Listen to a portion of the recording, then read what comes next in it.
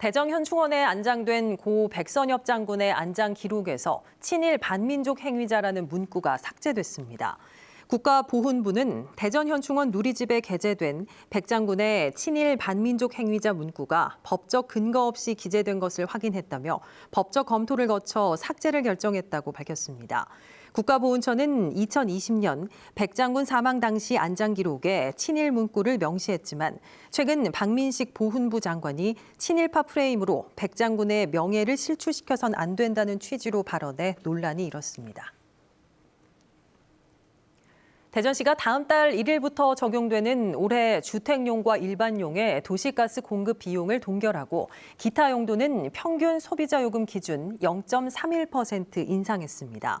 대전시는 공급 비용 산정 용역 결과 원자재 가격 상승 등으로 인상 요인이 있었지만 도시가스 보급을 확대하고 시민의 경제적 부담을 최소화하기 위해 동결하기로 했다고 밝혔습니다.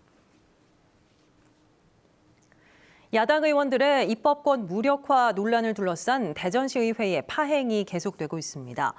더불어민주당 소속 대전시 의원 4명은 국민의힘 의원들과 협상을 벌였지만 합의점을 찾지 못했다며 농성을 계속하기로 했습니다. 이번 사태는 민주당 대전시당이 내건 현수막에 국민의힘 소속 의원들이 반발한 뒤 민주당 의원들이 발의한 조례안이 잇따라 미상정되면서 확산됐습니다. 이에 대해 국민의힘 측은 추가 논의가 필요해 조례안을 상정하지 않았을 뿐 정치적 의도는 없다고 해명했습니다. 세종에도 1호 달빛 어린이병원이 지정됐습니다. 세종시는 아름동 웰키즈 소아청소년과 의원을 달빛 어린이병원으로 지정해 다음 달 1일부터 2년 동안 연중 무휴로 평일 밤 11시까지, 주말과 공휴일은 밤 9시까지 운영하기로 했습니다. 지역 내 달빛 어린이병원은 대전 3곳, 충남 3곳이 운영되고 있습니다. 대전시가 전략산업 육성에 금융 기반을 마련하기 위해 내년에 지역 투자 기관을 2026년에는 기업금융중심은행을 설립하기로 했습니다.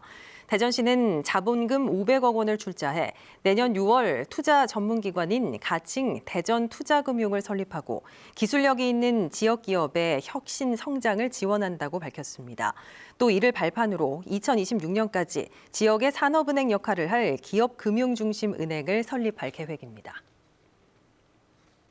교권 침해에 대한 관심이 커진 가운데 대전 지역 교사들의 상담 신청도 급증한 것으로 나타났습니다. 대전시 교육청에 따르면 올 상반기 에듀힐링센터에 접수된 교사들의 상담 신청은 1,300여 건으로 지난해 같은 기간 800여 건보다 67% 늘어난 것으로 집계됐습니다. 교사들은 주로 학부모들의 과도한 요구나 학생들의 돌발적 행동 등으로 인한 정신적 어려움을 겪는 것으로 알려졌습니다. 교육청은 교권보호위원회 개최와 별도로 개인 상담 신청 수요가 늘고 있다며 교사들을 위한 지원 프로그램을 확대할 계획입니다. 2027 충청권 하계 세계대학 경기대회 조직위가 28일 개막하는 중국 청도 유대회 시찰을 위해 중국으로 출국했습니다. 대전과 세종, 충남북 4개 시도로 구성된 충청권 유대회 조직위는 중국 청도 유대회의 개막식부터 경기장, 선수촌 등 대회 개최를 위한 준비 상황을 살필 예정입니다. 청도 유대회는 28일 개막해 다음 달 8일까지 진행되며 대한민국은 양궁과 기계체조 등 18개 종목에 350여 명의 선수가 참여할 예정입니다.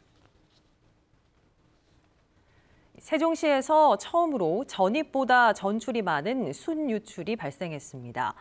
통계청의 6월 인구 이동 통계를 보면 세종시는 전입보다 전출이 41명 더 많았는데 이는 세종시 건설 이래 처음 있는 일입니다. 윤석열 대통령이 광복절 특별 사면을 검토하는 가운데 권선택 전 대전시장이 복권될 경우 당적을 옮길 수도 있다는 입장을 내비쳤습니다. 권 전 시장은 기자들과 만나 현재는 선거권이 없어 당적도 없는 상태라며 어려운 상황에서 손을 잡아준다면 신의를 지키는 게 인간의 도리라는 말로 복권을 전제로 국민의힘 입당 가능성을 열어놨습니다.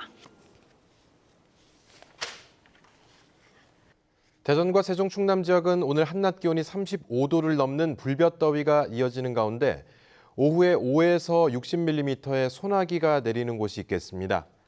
현재 세종과 천안, 아산, 부여와 당진에는 폭염경보가, 대전을 비롯한 나머지 충남 지역에는 폭염주의보가 발령돼 있습니다.